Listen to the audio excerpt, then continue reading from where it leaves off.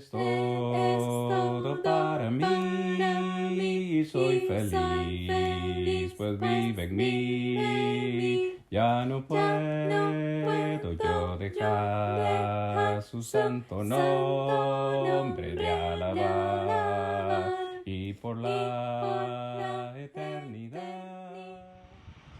Ahora sí, mis hermanos, estamos listos, mis amigos, para seguir estudiando la palabra del Señor. Como ya lo anunciamos, mis hermanos, estamos en el capítulo final, capítulo 13 de la carta a los Hebreos. Lo que haremos en esta noche, como siempre, hermanos, es hacer el último repaso que hemos ya visto de la carta a los Hebreos. Y lo que vamos a hacer es recapitular, recordar cada una de esas palabras en las cuales meditamos en cada uno de estos capítulos. En el capítulo 1 estuvimos considerando nuestro estudio bajo la palabra guía.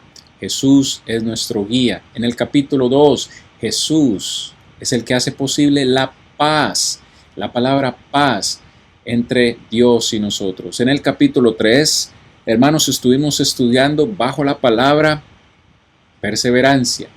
En el capítulo 4, usted recuerda que hablamos acerca del descanso, del reposo, del cielo que se nos ha prometido a nosotros. En el capítulo 5, recuerde la palabra oración, como por medio de la oración tenemos acceso al trono de gracia.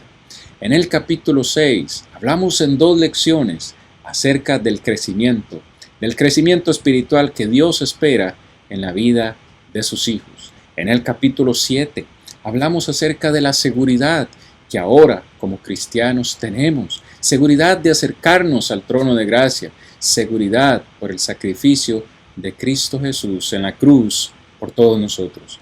En el capítulo 8 hablamos acerca de la comunión, una vez más, comunión que habíamos perdido con Dios por nuestros pecados, pero ahora Cristo, que es nuestro sumo sacerdote, hace posible que tengamos de nuevo la comunión con el Padre Celestial. En el capítulo 9, capítulo donde se repite constantemente la palabra sangre, hablamos acerca del perdón y cómo la sangre de Jesús hace posible que Dios perdone nuestros pecados.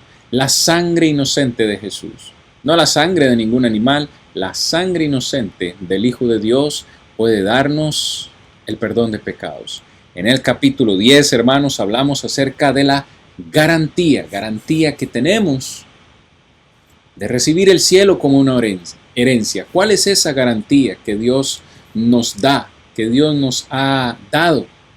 Él mismo, no teniendo nadie más grande por quien juró por sí mismo que nos daría esta bendición. En el capítulo 11 hablamos acerca de la confianza. La confianza, hermanos, que tenemos una vez más de estar en Cristo y de la confianza que nos da la palabra del Señor para llegar a la eternidad. Constantemente en ese capítulo 11 se nos recuerda la palabra fe. Por fe estos hicieron aquellos, pero dice que Dios fue misericordioso y ninguno de ellos recibió lo prometido para que nosotros también estuviéramos incluidos en esos planes. En el capítulo 12, capítulo de la semana anterior, estuvimos hablando acerca de esta palabra tan importante que necesitamos en la vida cristiana, paciencia. Necesitamos paciencia mientras caminamos en esta vida, mientras estamos en este mundo, para poder llegar a la eternidad. Esa paciencia nos va a ayudar a no perder nuestra confianza, a no perder nuestra fe, nuestra esperanza en lo que Dios nos ha prometido, que son fieles sus promesas. Muy bien, hermanos, amigos, este es el repaso rápidamente de los 12 capítulos que hemos visto y hoy meditaremos, hermanos, en la última palabra del capítulo 13. No podía faltar, por supuesto, la palabra amor. En el capítulo 13 nosotros vamos a encontrar la palabra amor representada en varias líneas de pensamiento, por decirlo así. Ahorita vamos a adentrarnos en esos conceptos, pero a manera de introducción en esta noche, hermanos, amigos, les quiero decir que en toda la palabra del Señor, en toda la Biblia, la palabra amor es presentada al menos en 6 formas diferentes, o 6 palabras diferentes, 6 conceptos diferentes. La primera de ellas es que podemos ver el amor como una porción, como un grupo especial. Este amor es específicamente dado o esperado en un grupo especial de personas. Por ejemplo, en Juan capítulo 13, versículos 34 y 35, nuestro Señor Jesucristo, hablando con sus apóstoles, o más bien con sus discípulos, les dijo: un mandamiento nuevo os doy, que os améis unos a otros, como yo os he amado, que también os améis unos a otros. Esto es lo interesante. En el verso 35 dice Jesús: en esto conocerán todos que sois mis discípulos, si tuviereis amor los unos con los otros. Fíjese qué interesante. Jesús dice que los no creyentes van a identificarnos como este grupo especial, como sus discípulos, como sus seguidores. Nos van a identificar como tales cuando ellos vean el amor que nosotros tenemos los unos por los otros. Si nos hacemos llamar cristianos, discípulos del Señor, necesitamos amarnos unos a otros. Entonces el amor es visto como una porción. El amor también es visto como un estorbo, Aquí mismo, en el capítulo 13 de los Hebreos, pero en el versículo 10 dice: tenemos un altar del cual no tienen derecho de comer los que sirven al tabernáculo. Usted se preguntará: hermano, ¿y a dónde dice ahí? Ni siquiera menciona la palabra amor. Bueno, el concepto es muy general. Ahora que nosotros somos cristianos, déjeme y le explico. Ahora que nosotros somos cristianos, se supone que por amor vivimos, por amor andamos, y todo lo que hacemos debe ser hecho en amor, como lo vamos a ver en un momento. Cuando nosotros como cristianos nos vamos a ver, en muchas ocasiones nos vamos a ver tentados a pecar, el amor va a ser un estorbo para nosotros. Cuando usted y yo sintamos ese deseo de pecar contra alguien, ofenderle, el amor nos va a estorbar. Es decir, cuando yo voy a ofender a alguien, cuando voy a hacer algo indebido, el amor se atraviesa y se convierte en un estorbo. Yo recuerdo el amor de Dios y que por amor yo debo vivir, y ese amor me estorba para hacer lo que es indebido. Dice: nosotros tenemos un altar, dice el verso, del cual no se pueden servir o que no pueden comer, los que sirven en el tabernáculo, refiriéndose al sacerdote en el Antiguo Testamento. Del altar que nosotros tenemos, ellos no pueden participar. En fin, el concepto general es que el amor es un estorbo. El amor también es un límite que va muy relacionado con lo que acabo de decir. El amor es un límite. Vea lo que dice Efesios capítulo 5, versículos 1 y 2. Sed pues imitadores de Dios como hijos amados. Verso 2. Y andad en amor, como también asimismo Cristo nos amó y se entregó a sí mismo por nosotros, ofrenda y sacrificio a Dios en olor fragante. Fíjese, hermano, lo que Dios nos dice: debemos andar en amor. Eso está claro. ¿Cuál es el ejemplo a seguir? Cristo, quien nos amó y se entregó a sí mismo por nosotros como una ofrenda y sacrificio a Dios en olor fragante. El amor es un límite. El amor es un límite, hermanos. ¿Cuál es nuestro límite? ¿Cuál es nuestra meta? Cristo Jesús. Necesitamos involucrar el amor en nuestras vidas cada vez más, hasta el límite, hasta el punto que lleguemos a ser como Cristo Jesús. Es decir, hermanos, el amor necesita crecer y crecer y crecer tanto al punto de que usted y yo tengamos el mismo pensamiento de Cristo. Entregarnos a nosotros mismos como una ofrenda y sacrificio a Dios, sirviendo a los demás. Bien, el amor también es un regulador. Es un regulador. En 1 Corintios capítulo 16, versículos 13 y 14, ya mismo le voy a explicar por qué es un regulador. Y creo que aquí lo tienen en la presentación, el concepto que encontramos en este versículo de 1 Corintios 16. Las cosas que nosotros hagamos en el cristianismo, en la vida, tienen que ser hechas con dos elementos. Número uno, convicción. Pero también tienen que ser hechas con compasión. Fíjese lo que dice el texto. 1 Corintios 16, 13. Velad, estad firmes en la fe, portaos varonilmente y esforzaos. Aquí lo que Pablo dice es que lo que nosotros hacemos debe ser hecho con convicción, estar firmes en lo que hacemos. Dice varonilmente, esforzándonos cada día. Hay personas o hermanos en la iglesia que son fiel creyentes de la convicción que debemos tener, pero olvidan la otra parte, y es la compasión. Fíjese, en el versículo 14 dice Pablo, todas, no algunas, todas vuestras cosas sean hechas con amor. Es decir, habla acerca de la compasión. En la iglesia, todo lo que hagamos tiene que ser hecho con convicción, pero también con amor. Es decir, el amor nos detiene. Una vez más, vea este concepto. El amor nos detiene de hacer cosas indebidas. Cuando yo voy a decir algo que va a ofender a un hermano, me voy a callar. Por amor, no voy a decir eso indebido. Por amor, no voy a hacer algo que ofenda a mi hermano. El amor nos detiene de hacer cosas indebidas. El amor también es un enlace. Es decir, que el amor nos debe unir. Fíjese, en Colosenses, hermanos, encontramos este otro concepto. En Colosenses capítulo 3, versículos 12 al 14. Dice así la palabra del Señor, hermanos.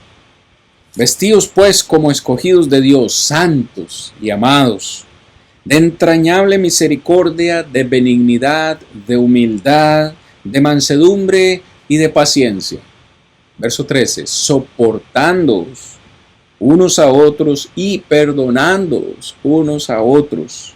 Si alguno tuviere queja contra otro, de la manera que Cristo os perdonó, así también hacedlo vosotros. Verso 14, y sobre todas las cosas, vestidos de amor, que es el vínculo perfecto. Fíjese todo lo que el escritor Pablo nos dice acá, cosas que nosotros debemos practicar en nuestra comunión diaria con nuestros hermanos. Habla de misericordia, benignidad, humildad, habla de soportarnos unos a otros, habla del perdón. Si alguien nos ha ofendido, perdonémoslo como Cristo nos ha perdonado. Y luego, para finalizar, dice, y vístanse de amor, que es el vínculo perfecto. El amor nos une. Y hermanos, finalmente, el amor es una coraza. El amor es una coraza de protección. En 1 Tesalonicenses 5:18 dice el apóstol Pablo, dad gracias en todo, porque esta es la voluntad de Dios para con nosotros en Cristo Jesús. Si usted continúa leyendo, dice, no apaguéis al espíritu, no menospreciéis las profecías, examinadlo todo, retened lo bueno. Verso 22, absteneos de toda especie de mal. Fíjese, para aquellos que nos dicen que hay ciertas cosas que no nos van a afectar, participe de esto, no le va a afectar, solo un poco no le va a afectar. el cristiano, el Hijo de Dios, hace o procura hacer la voluntad de Dios? ¿Por qué lo hace? Porque amamos a Dios, porque le tenemos respeto, sabiendo que el amor es una coraza que nos protege.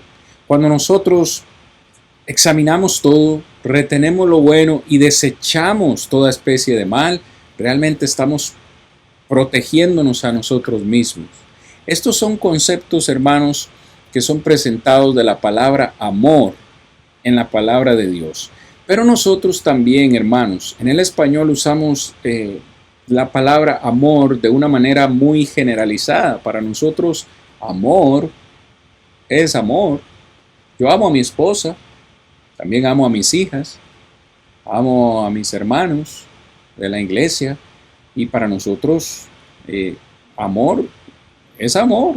Sin embargo, en el griego hay palabras distintas para diferente tipo de relaciones. Y quiero compartir estas palabras griegas de una manera breve para que nos alcance el tiempo en lo que nos resta en esta noche. Fíjese, hay una palabra griega que es eros, de donde obtenemos la palabra en español erótico, ¿no? Y es ese amor que se refiere al amor de la carne. Es un amor que está relacionado con el sexo, el eros, el amor erótico. Y esta palabra, fíjese que lo pongo en grande, nunca es usada en la palabra de Dios. Okay, la siguiente palabra es estorge. Estorge en el griego se refiere al amor familiar, el amor entre hermanos, el amor entre padre e hijos, que es un amor natural. Es natural que un padre ame a su hijo, que un hijo ame a su padre. Ese es el amor estorge. Luego encontramos el amor fileo, el amor filial. ¿Ha escuchado usted esta ciudad que se llama Filadelfia? Fileo, amor de entre amigos, o Delfos, en este caso, en este ejemplo que les pongo, Delfos, hermanos. Amor entre hermanos en la fe o entre amigos, fileo, el amor entre hermanos y amigos. Fíjese, solamente en Romanos capítulo 12, versículo 10, que es un texto que ya estudiamos, encontramos estas dos palabras juntas, el amor estorge y el amor fileo. Romanos 12, 10. Amaos los unos a los otros con amor fraternal, en cuanto a honra, prefiriéndoos los unos a los otros. Fíjese, la palabra estorge, amaos los unos a los otros. Luego dice con amor fraternal. Con amor fraternal. Ahí encuentra usted la palabra fileo. Muy bien, hermanos. La siguiente palabra en griego, palabra que probablemente usted ya conoce, ágape, que es el amor de la voluntad, el amor que desea lo mejor para el que se ama. Ese es el amor de Dios, el amor que solamente Dios puede dar. Es un amor de la voluntad, un amor que se entrega, un amor que no hace daño, que no hiere, sino que hace lo mejor para aquel que decimos se ama. De estas 4 palabras, hermanos, que mencionamos aquí, solo 2 aparecen en el Nuevo Testamento. Solamente 2 aparecen en el Nuevo Testamento. Muy bien. Ahora sí, vamos a entrar al capítulo 13. Esto que acabamos de decir, hermanos, ha sido tan solo una introducción. Vamos al capítulo 13, a desarrollar el capítulo 13 de la carta a los Hebreos.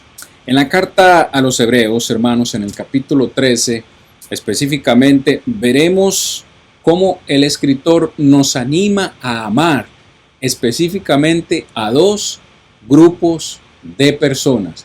Vamos a ver cuáles son esos 2 grupos de personas. Como usted puede ver en la presentación, el amor, el primer grupo de personas es el amor hacia los demás. Él dice que el amor es importante entre nosotros, que debemos amarnos unos a otros. Leámoslo Leamos ahora versículos 1 al versículo 6. Dice, verso 1, permanezca el amor fraternal. No os olvidéis de la hospitalidad, porque por ella algunos sin saberlo hospedaron ángeles. Acordaos de los presos, como si estuvierais presos juntamente con ellos, y de los maltratados, como que también vosotros mismos estáis en el cuerpo.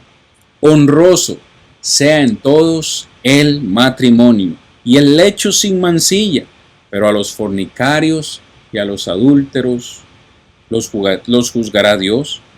Sean vuestras costumbres sin avaricia, contentos con lo que tenéis ahora, porque Él dijo, no te desampararé ni te dejaré.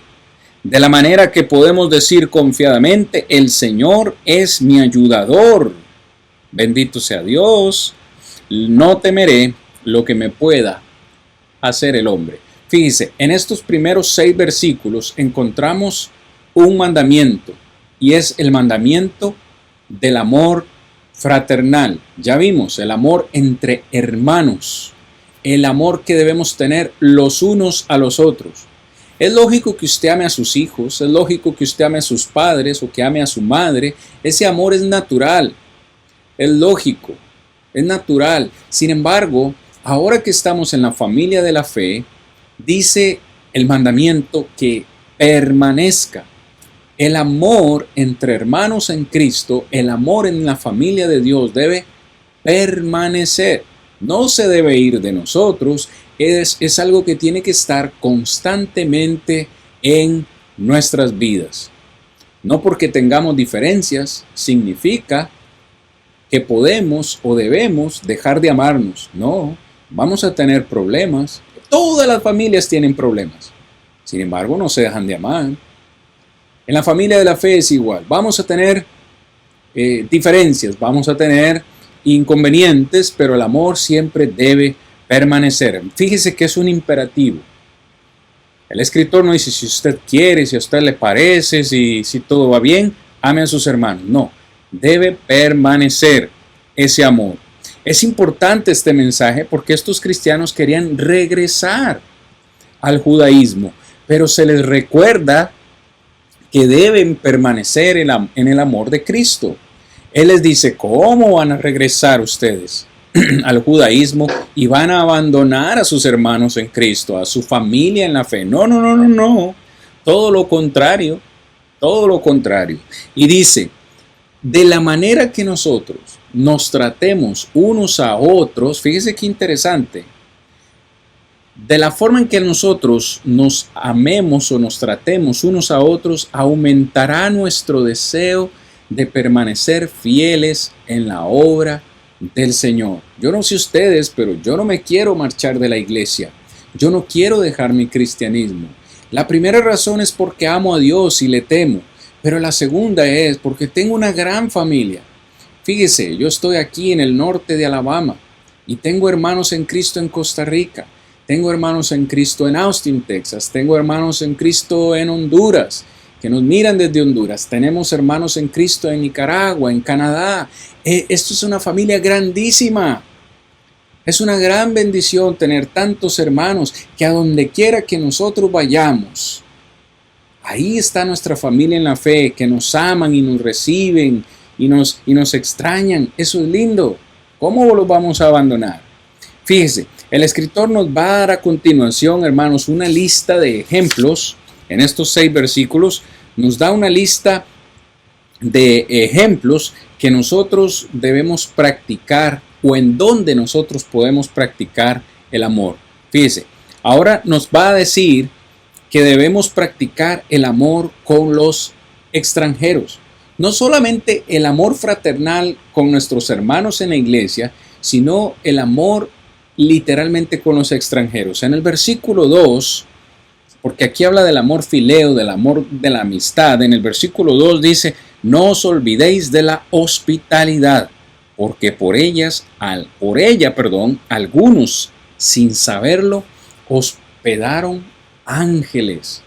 El amor, la hospitalidad es una palabra que podríamos definirla como el amor a los extranjeros. Fíjese, es fácil recibir a un familiar en nuestra casa. Eso es muy fácil, lo recibimos porque los amamos. Es fácil quizás para algunos recibir a los hermanos en Cristo en sus casas. Y les preparan un almuerzo, les preparan una cena, pero el contexto aquí dice que no debemos olvidarnos de la hospitalidad, porque por ella algunos sin saberlo hospedaron ángeles.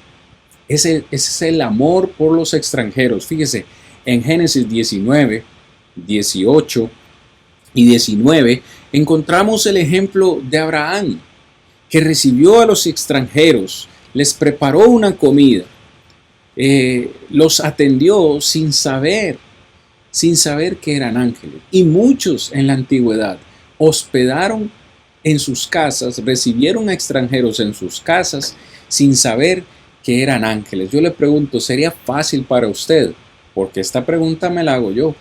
¿Sería fácil para nosotros que alguien toque a nuestra puerta pidiéndonos pasar la noche en nuestra casa, que está viajando de un estado o de una ciudad a otra ciudad y no tiene dónde quedarse y que necesita posada en nuestra casa? ¿Realmente sería fácil para nosotros darle una noche de hospedaje a alguien que no conocemos? ¿O tan siquiera prepararles una comida? Sí, verdad que es difícil, especialmente en los tiempos donde vivimos, donde vaya con tanta delincuencia y tanta maldad que hay en el mundo. Sería difícil recibir a una persona que no conocemos en nuestra casa sin saber las intenciones. Pero bueno, empecemos por casa. Recibamos a nuestros hermanos en Cristo, recibamos a nuestra familia en la fe, abramos las puertas de nuestra casa a todos ellos y mostremos el amor fraternal. Fíjese, en el versículo 3 incluso nos habla del amor por los presos y del amor por los maltratados. Acordaos de los presos como si estuvierais presos juntamente con ellos, y de los maltratados como que también vosotros mismos estáis en el cuerpo. Ahora, en esta oportunidad se nos dice de amar a los presos, de acordarnos de ellos, y no solamente de los presos, sino de los que sufren, de los que están siendo maltratados.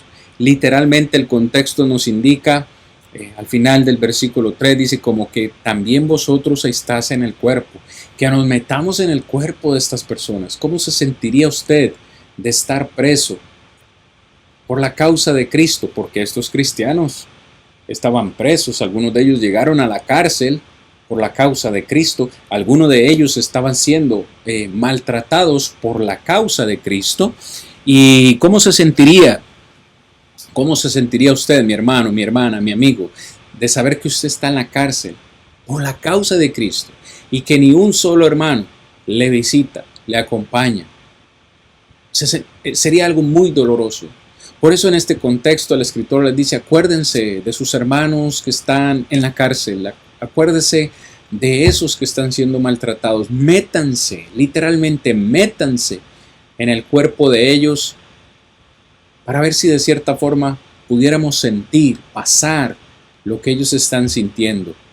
A nosotros nos encantaría que en tiempos de sufrimiento, maltrato, un hermano nos visite, un hermano venga y nos anime, que su amor le motive a venir a visitarnos, a darnos apoyo, a darnos fuerza.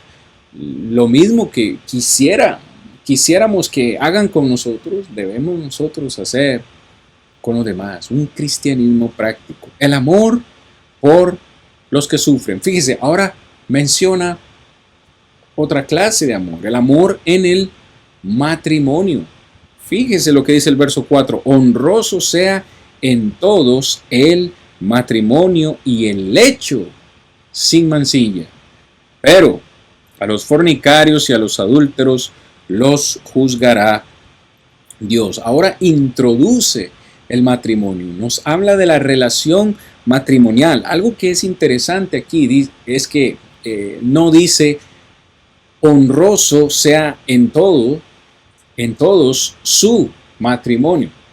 como si fuera de una forma personal. Honroso sea su matrimonio personal. No dice que honroso sea el matrimonio. El matrimonio que Dios diseñó tiene que ser visto en toda honra. Nosotros tenemos que amar el patrón de Dios del matrimonio. Un hombre con una mujer para toda la vida.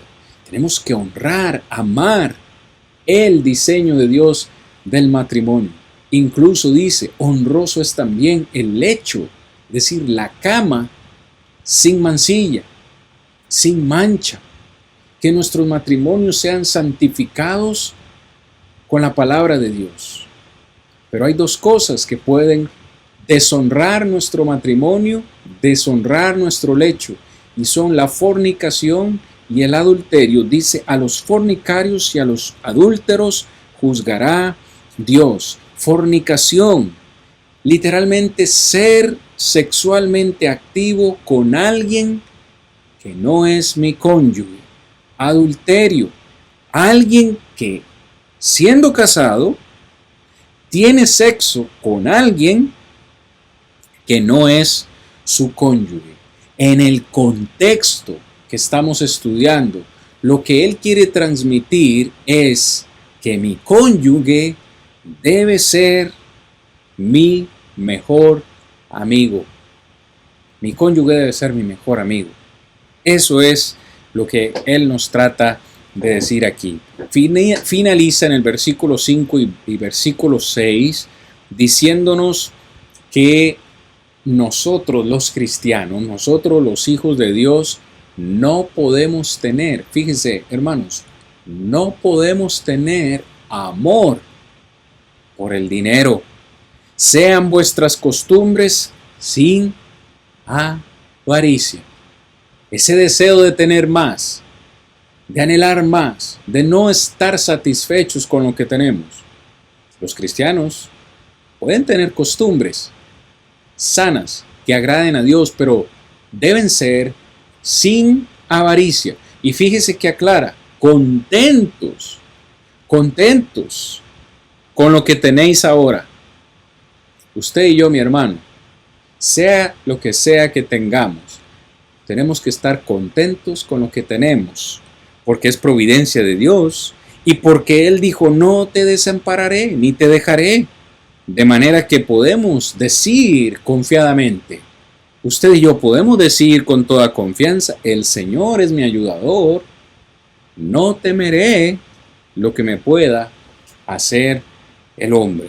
Entonces, lo que encontramos en este versículo 5 y 6 es una mezcla de fileo, amor, y plata, dinero. Usted no puede mezclar eso, usted no puede amar el dinero. El dinero es necesario para las cosas de la vida y todos lo necesitamos. Todos trabajamos por él para salir adelante, pero no debemos amarlo. No debemos ser ávaros. Incluso en Efesios capítulo 4, versículo 28, dice que el que hurtaba ya no hurte más, sino que trabaje con sus propias manos para que tenga lo suficiente para compartir con los demás. Fíjese qué concepto más interesante el que Pablo nos dice en Efesios 4. Debemos trabajar para tener lo suficiente y poder compartir con los demás. No dice para darnos lujos o para satisfacer nuestras propias placeres o deseos. No, para compartir con los demás. Interesante concepto. Necesitamos, hermanos y amigos, ser agradecidos con Dios y estar contentos con lo que tenemos ahora.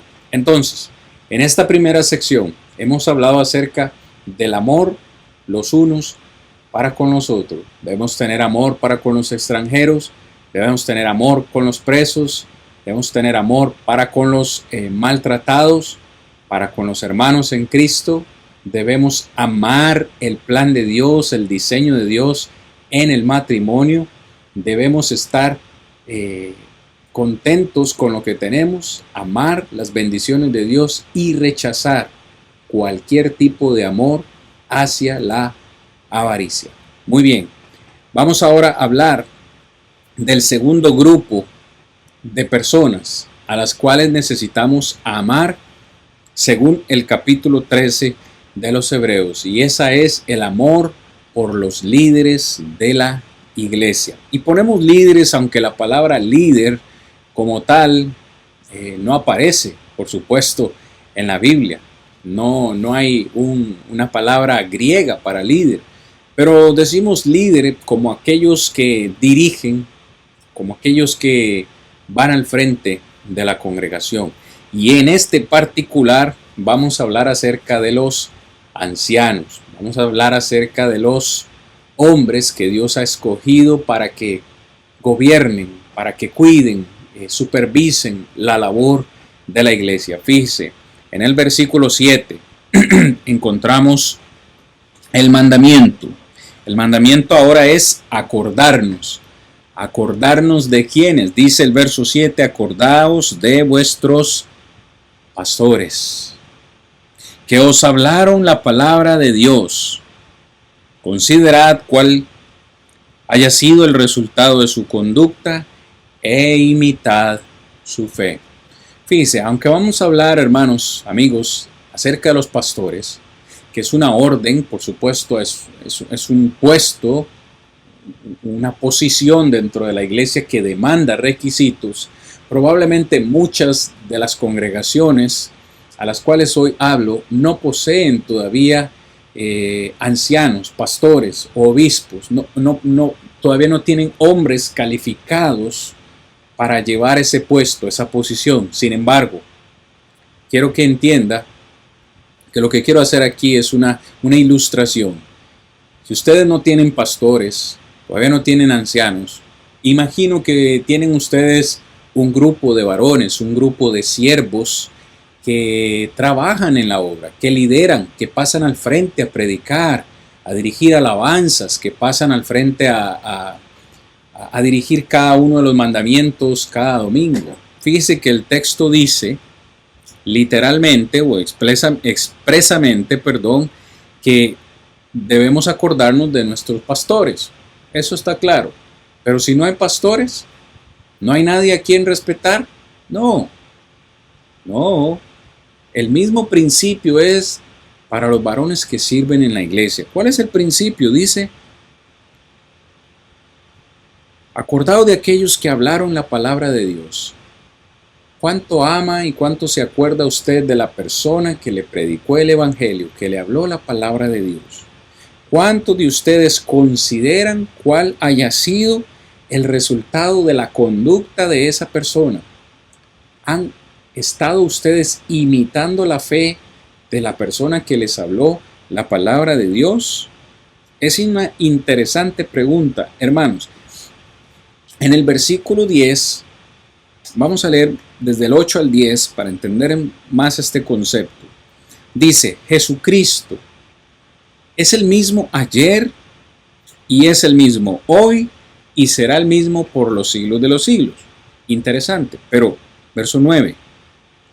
No os dejéis llevar, fíjese el mandamiento, no os dejéis llevar de doctrinas diversas y extrañas que ya existían en ese tiempo, porque buena cosa es afirmar el corazón, es decir, nuestra fe, con la gracia que Dios nos da, no con viandas que nunca aprovecharon a los que se han ocupado en ellas. Verso 10. Nosotros tenemos un altar del cual no tienen derecho a comer los que sirven al tabernáculo. Los que no son cristianos no tienen la bendición, hermanos, que nosotros tenemos de participar en este altar. Solo los cristianos, los que han obedecido el plan de Dios, tienen ahora esta bendición de tener comunión con Dios. Es básicamente o prácticamente lo que este versículo nos transmite. Pero fíjese, estamos hablando acerca del amor hacia los líderes, en este caso el amor hacia los pastores de la iglesia. Y 3 veces en esta sección se nos dirige a amar a los pastores o amar a los líderes. en nuestra congregación. En el verso 7 que ya leímos, luego en el verso 17 dice de la siguiente forma: obedeced, no solamente acuérdese de sus pastores, sino que dice obedeced a vuestros pastores. Y no solamente obedecer a sus pastores, también sujetarse a ellos. Debo obedecer a mis pastores, recordando, hermanos, recordando que por supuesto al primero que debemos obedecer es a Dios y después a los pastores. Pero si lo que dice un pastor se opone a lo que Dios dice, yo debo obedecer a Dios primero.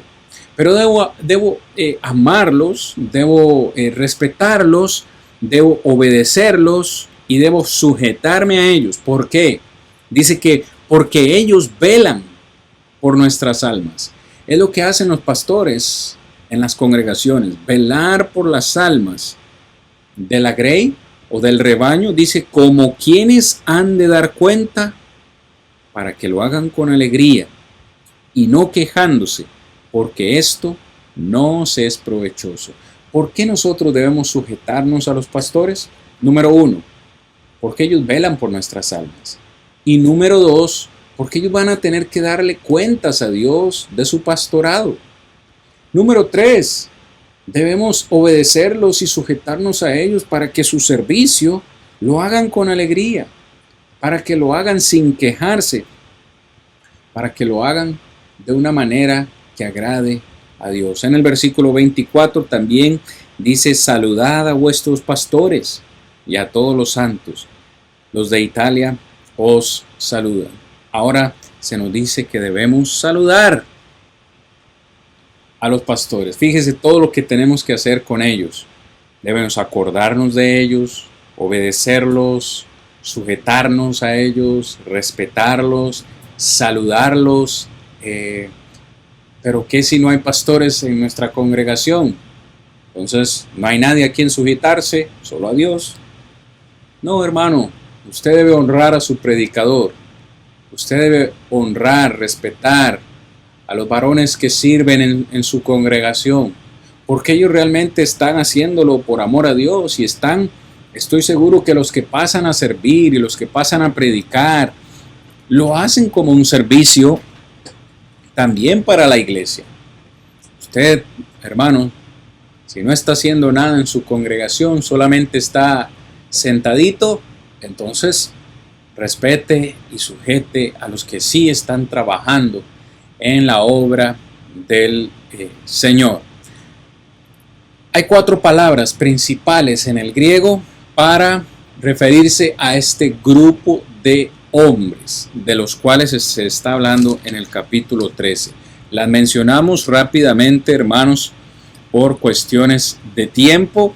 No podemos profundizar en ellas, pero por lo menos usted tendrá una idea en esta noche. La primera es presbútero. Esa palabra griega, ¿le suena similar a alguna palabra en español? Sí, presbítero. La palabra griega es presbútero y está relacionado con la edad.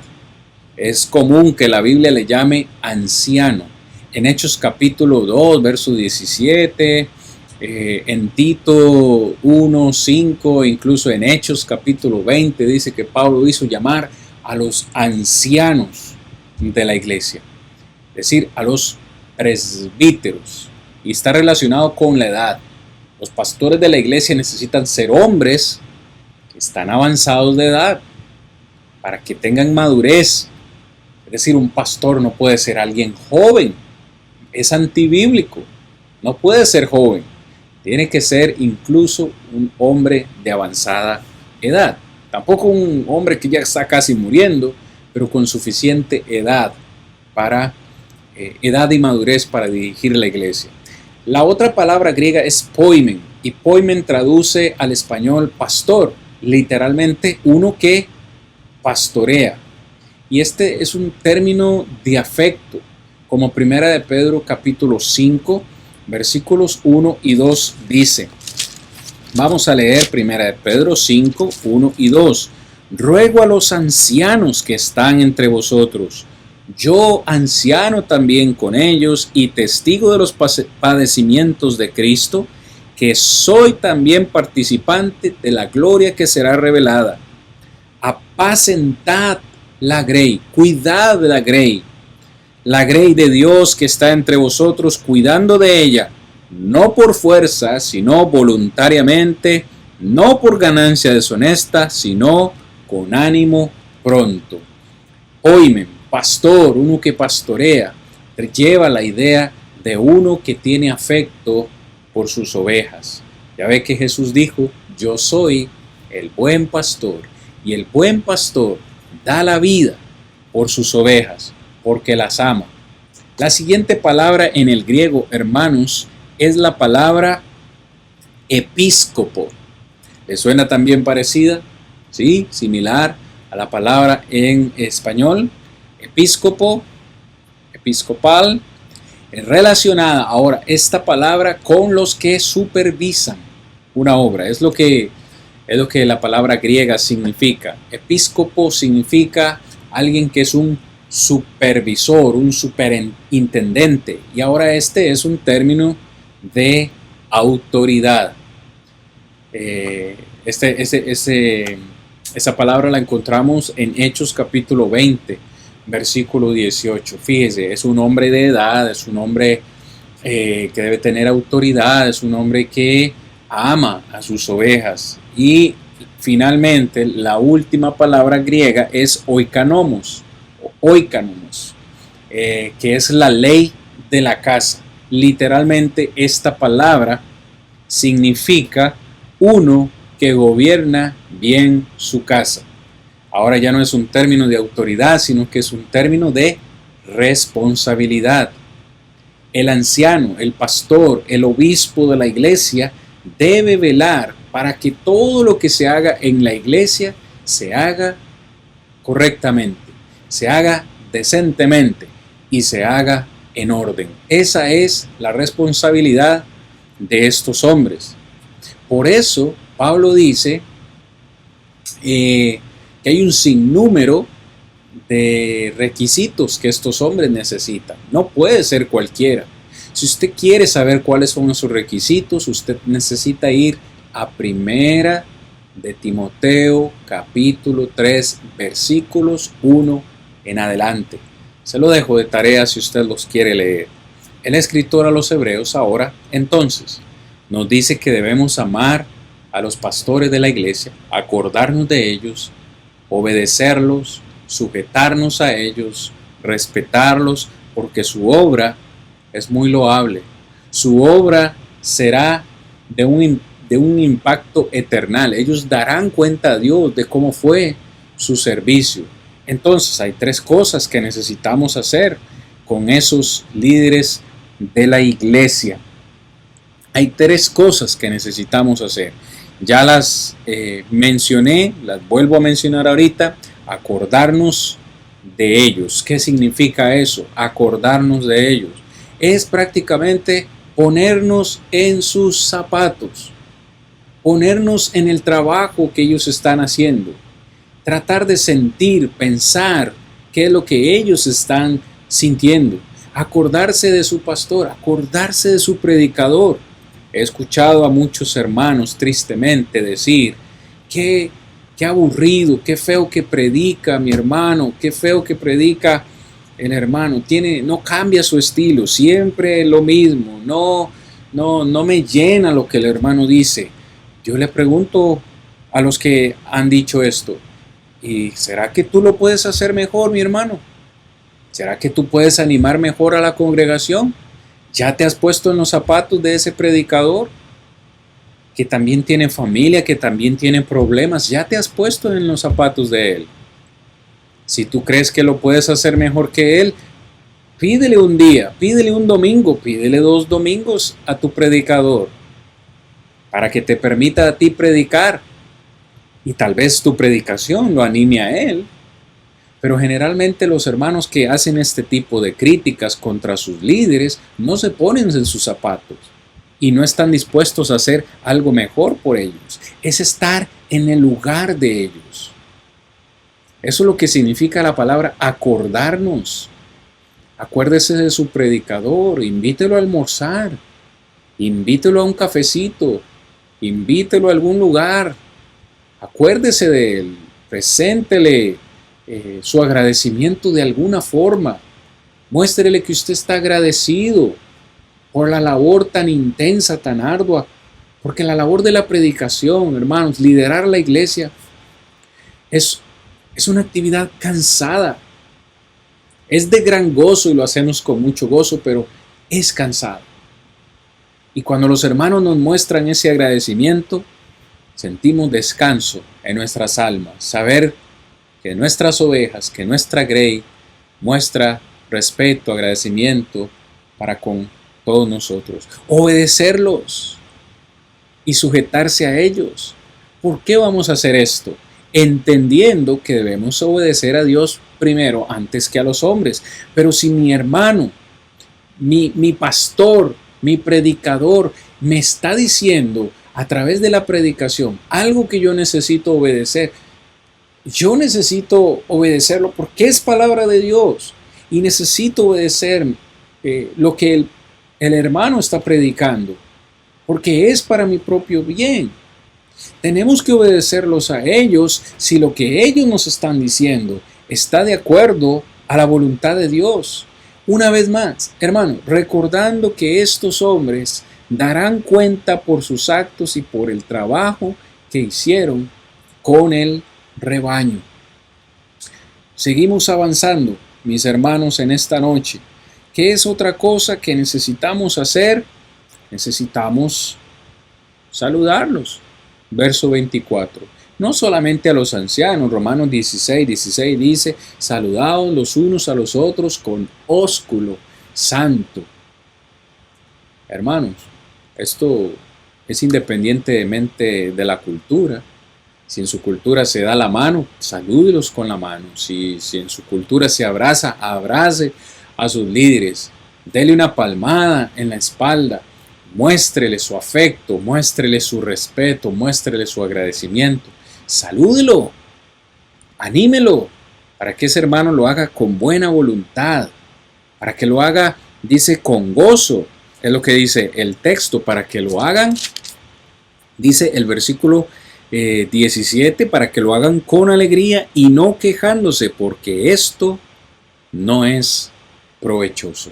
Hermanos, es mostrar nuestro afecto por los ancianos de la iglesia. Creo que hemos leído, hermanos, gran parte del capítulo 13. Sin embargo, quiero leer versículo 12 en adelante para ir finalizando esta lección. Por lo cual también Jesús, para santificar al pueblo mediante su propia sangre, padeció fuera de la puerta. Vea el mandamiento. Salgamos a Él, salgamos a Jesús, busquémosle fuera del campamento, llevando su vituperio. Debemos sufrir por Cristo, porque no tenemos una ciudad permanente, sino que buscamos la porvenir. Este mundo no es nuestro hogar, esta ciudad, este mundo no es nuestra ciudad permanente, sino que buscamos la que ha de venir, la celestial. Entonces, sabiendo esto, ofrezcamos siempre a Dios, verso 15, por medio de Él, sacrificio de alabanza, es decir, fruto de labios que confiesan su nombre. Mientras estamos en esta tierra, verso 16, no nos olvidemos de hacer el bien y de la ayuda mutua, porque estos dos sacrificios son sacrificios que agradan a Dios. Fíjese cómo va terminando el escritor a los Hebreos. Mientras estamos en esta tierra, no debemos olvidarnos nunca de hacer el bien a todos, de la ayuda mutua, unos a otros entre hermanos, porque estas dos cosas agradan a Dios. Ya finalizando, el escritor pide oración. Fíjese, en el verso 18, orad por nosotros, pues confiamos en que tenemos buena conciencia, deseando conducirnos bien en todo. Y más os ruego que lo hagáis así para que yo sea restituido más pronto. Hoy, más que nunca, los líderes de nuestras congregaciones necesitan oración para que prediquemos la sana doctrina, para que podamos guiar a la iglesia por el camino que lleva a la salvación, a la vida eterna, siempre usando la palabra de verdad, para que Dios nos dé ánimo, nos dé fortaleza. Hoy les pedimos a ustedes, hermanos, oración. Ore por sus líderes, ore por sus pastores, ore por sus predicadores, por los varones que sirven, para que lo hagan con gozo y les ayuden a la iglesia a crecer. Finalmente entendiendo que el Dios de paz, verso 20, que resucitó de los muertos a nuestro Señor Jesucristo, al gran pastor de las ovejas por la sangre del pacto, Él y solo Él podrá hacernos aptos, dice verso 21, para toda buena obra, para que hagamos su voluntad y haciendo o que Él pueda hacer en nosotros lo que es agradable delante de Él por Jesucristo, al cual sea la gloria por los siglos de los siglos. Amén. Hebreos 13:22 lo recordé en toda esta clase. Dice, os ruego, hermanos, que soportéis la palabra de exhortación, pues os he escrito brevemente. Y finalmente se despide de los hermanos deseándoles gracia y paz a todos. Esta es, hermanos, la carta a los Hebreos en el capítulo 13. Hemos hablado largo, tendido, hermanos, en este estudio de la persona de Cristo Jesús. Para mí no es casualidad que la carta termine hablando acerca del amor. El amor entre nosotros, el amor que debemos tener para con los líderes. Solo una iglesia que viva y que practique el amor entre sus miembros y entre sus líderes será una iglesia que va por buen camino, que va haciendo, hermanos, la voluntad de Dios.